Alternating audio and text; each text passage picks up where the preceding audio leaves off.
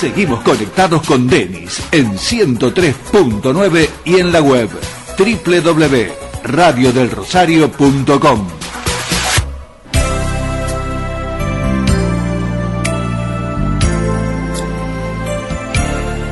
La conversación es ahora con Monseñor José Luis Molagán. Bienvenido, ¿cómo le va, Monseñor? Buen día. ¿Cómo le va, Denis? Buen día a todos los oyentes. Bueno, aquí estamos en nuestras conversaciones habituales. Bueno, hoy con una noticia que por lo menos hasta esta mañana a las 7:30 nosotros la desconocíamos, pero usted no, Monseñor. Bueno, ciertamente que fue una noticia que viene de la Santa Sede, que se publica acá en Buenos Aires, en Rosario, en sintonía con lo publicado en Radio Vaticano y en el Observatorio Romano a la misma hora, o sea que ahora con el cambio de horario, las 12 horas de Roma son las 7 horas de Italia. Antes eran las 8 en el tiempo de invierno y ahora en tiempo de verano es a las 8.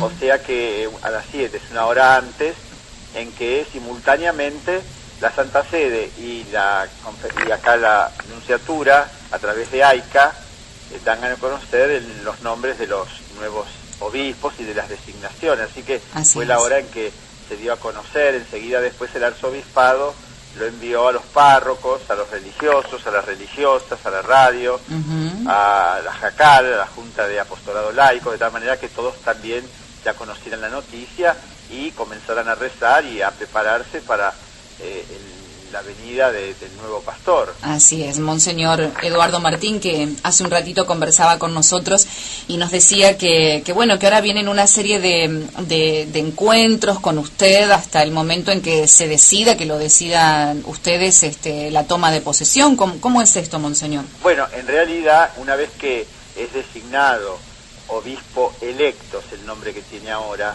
hasta la toma de posesión, que es el obispo ya constituido en la sede, ese tiempo intermedio es un tiempo de preparación, ya sea de los fieles, de los sacerdotes, de las religiosas, para rezar, para encomendarlo en la misa, para pedir oraciones y también reflexionar en el sentido profundo que tiene la misión episcopal y la misión de pastor, y al mismo tiempo es también un periodo para preparar también la celebración de la toma de posesión, las invitaciones a tanta gente que quiere participar y que puede participar en este acontecimiento, de tal manera que la Iglesia da un periodo de 60 días, de 2 meses, hasta ese momento. Entonces, en esos 2 meses, aproximadamente, a veces puede ser un poquito más, por ejemplo, cuando yo tomé el cargo en la diócesis, los 2 meses se cumplían en febrero, pero es un mes en que hay mucha gente aún de vacaciones. Usted asumió en marzo. Mucho calor para hacerlo en el monumento. Claro. La celebración se hizo el 18 de marzo. De marzo, sí. Porque por unos días más es una conveniencia para todos. Acá lo mismo se está viendo el día en que será, porque evidentemente ahora viene un tiempo de vacaciones, por ejemplo.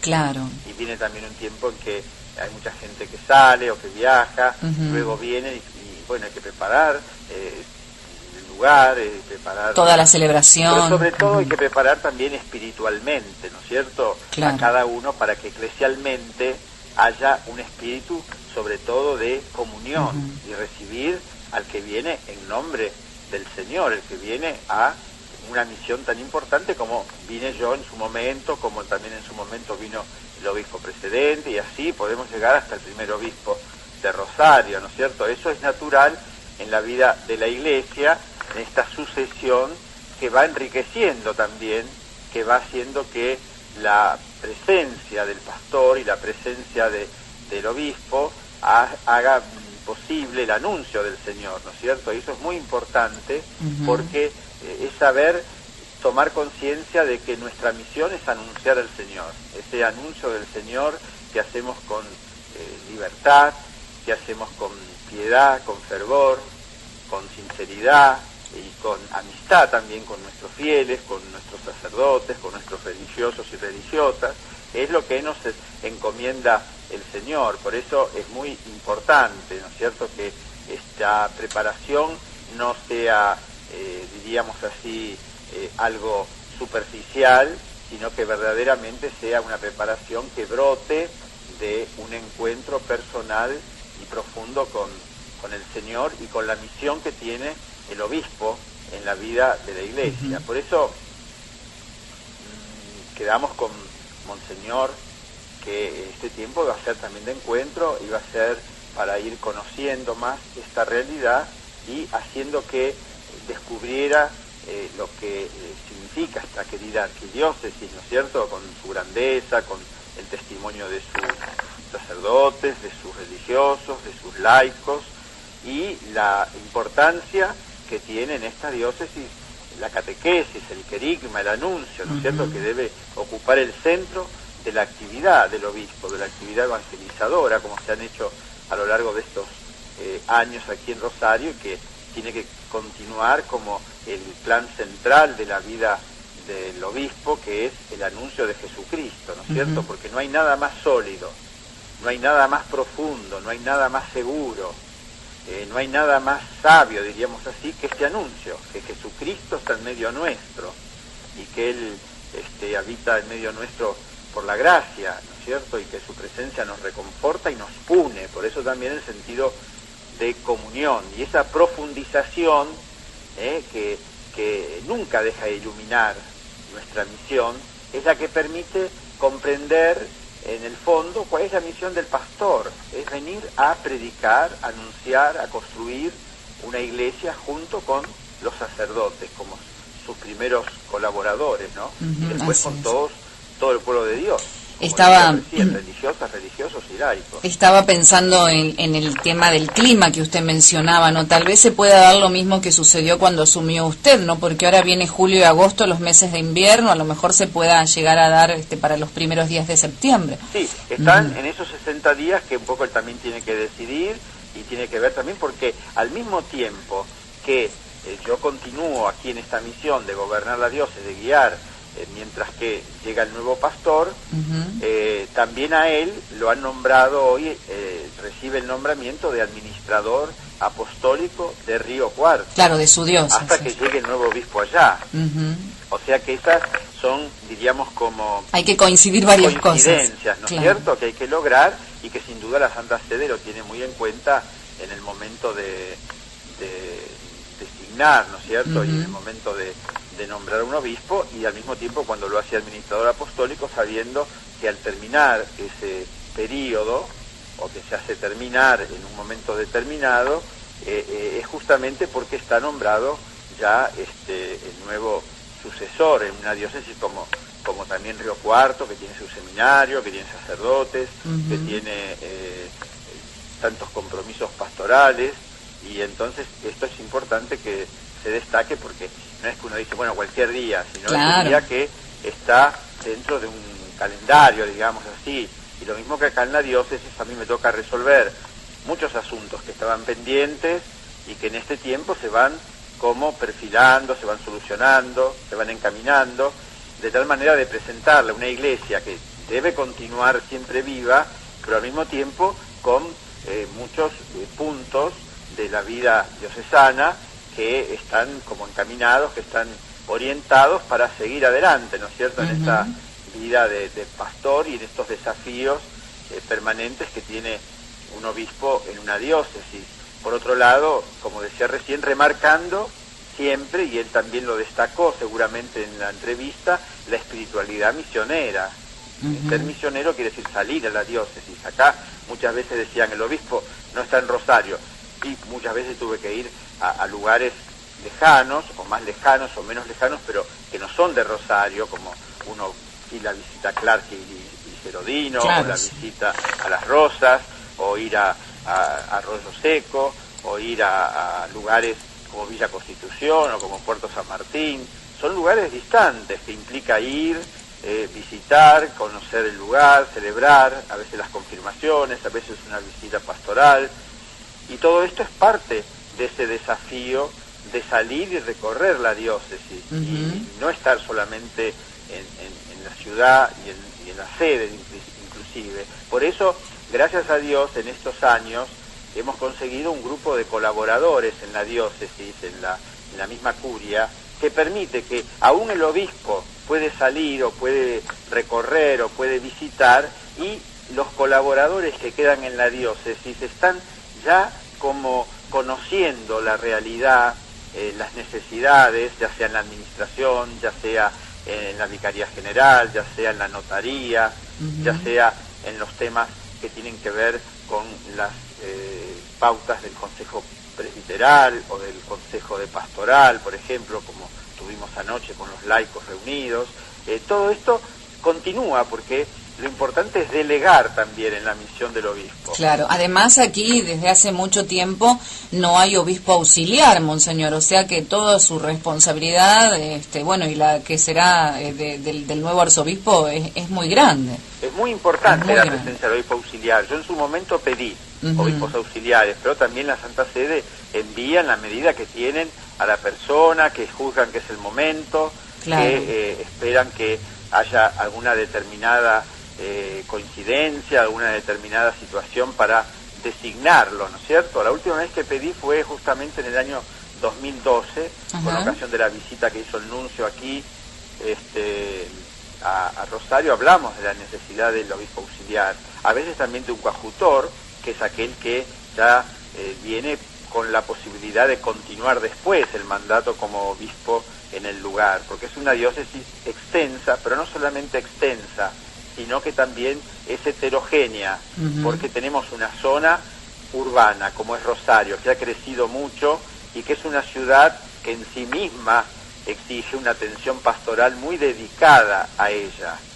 Pero al mismo tiempo tenemos pueblos y ciudades de mucha importancia, pero que tienen su vida propia, que no miran como antes, quizás hace 10 años, 15 años, que no miran dependiendo de Rosario.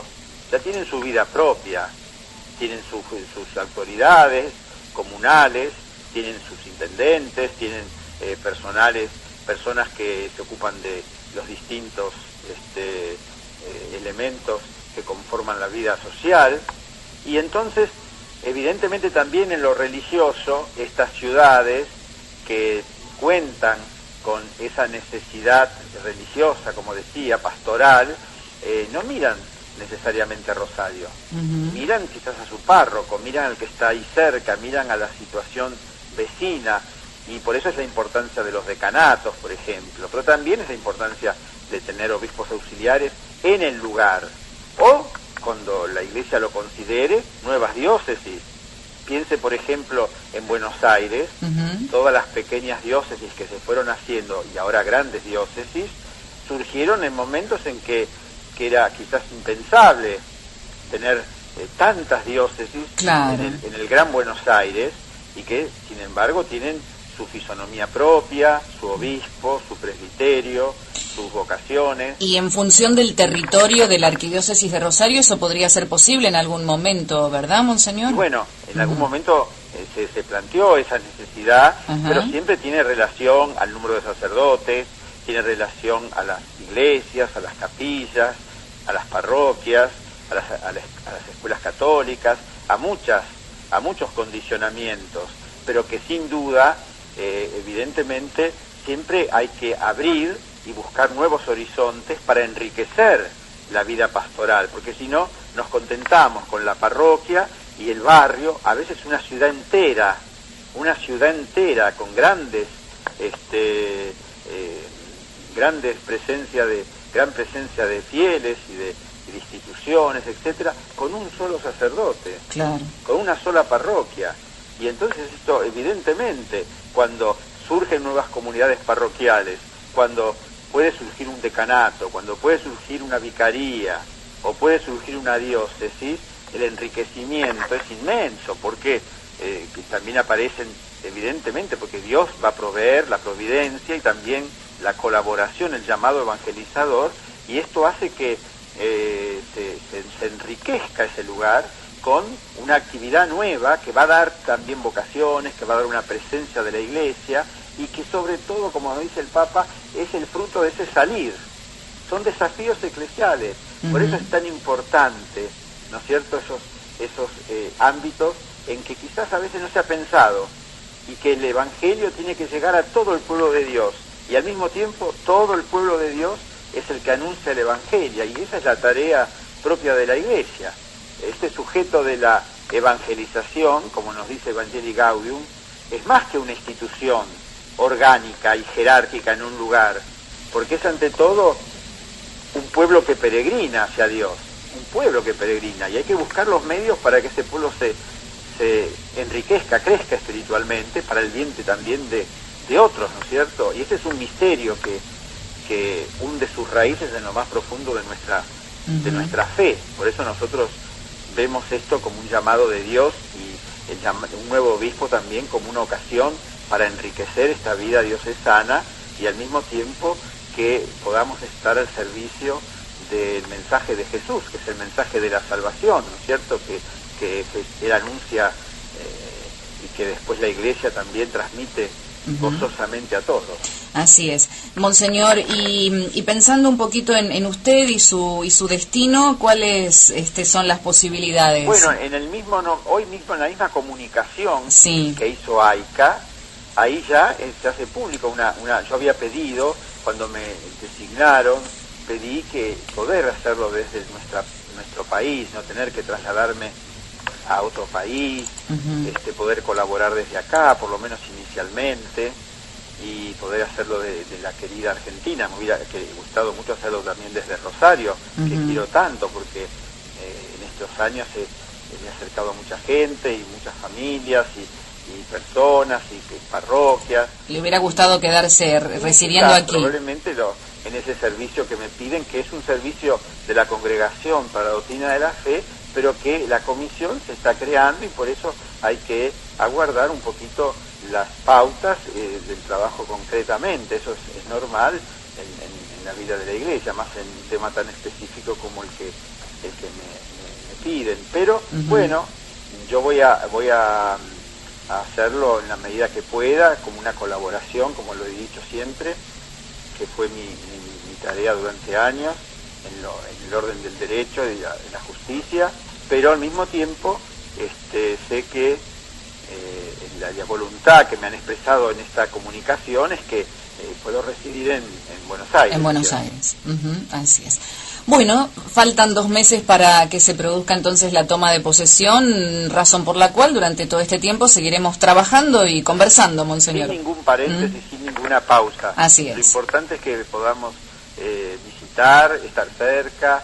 Ayer, por ejemplo, almorcé con todos los sacerdotes, no con todos, pero con un grupo grande de sacerdotes que ordené, que los primeros que ordené cuando llegué a la diócesis, los primeros años, y fue una ocasión muy linda ver cómo en estos años el ministerio de cada uno de los sacerdotes jóvenes había crecido, se había expandido en muchas actividades, y que evidentemente eso manifiesta lo grande que es la vocación sacerdotal, ¿no es cierto?, encontrar al Señor y poderlo anunciar, ¿no es cierto?, como hizo la samaritana, que apenas salió de su diálogo con Jesús se convirtió en misionera, y muchos samaritanos creyeron en Jesús gracias a su testimonio, ¿no es cierto?, por la palabra de la mujer, y San Pablo también, ¿no es cierto?, desde el encuentro con Jesús, enseguida se puso a predicar, y vemos a los sacerdotes jóvenes con qué empeño, con qué entusiasmo llevan la vida sacerdotal, ¿no? Eso en el almuerzo lo podíamos conversar así con mucha tranquilidad, pero al mismo tiempo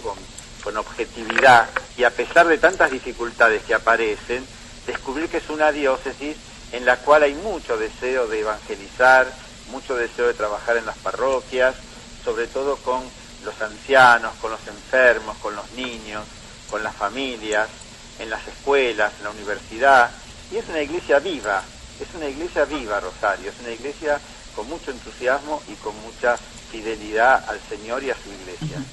Muy bien, muchísimas gracias. Entonces la próxima semana volvemos a charlar, Monseñor. No me quiero olvidar lo que conversamos ayer justamente, que era el motivo de nuestra charla de hoy, que era el Día del Locutor, y agradecerles todo lo que hacen en la radio en estos 22 años, ¿no es cierto?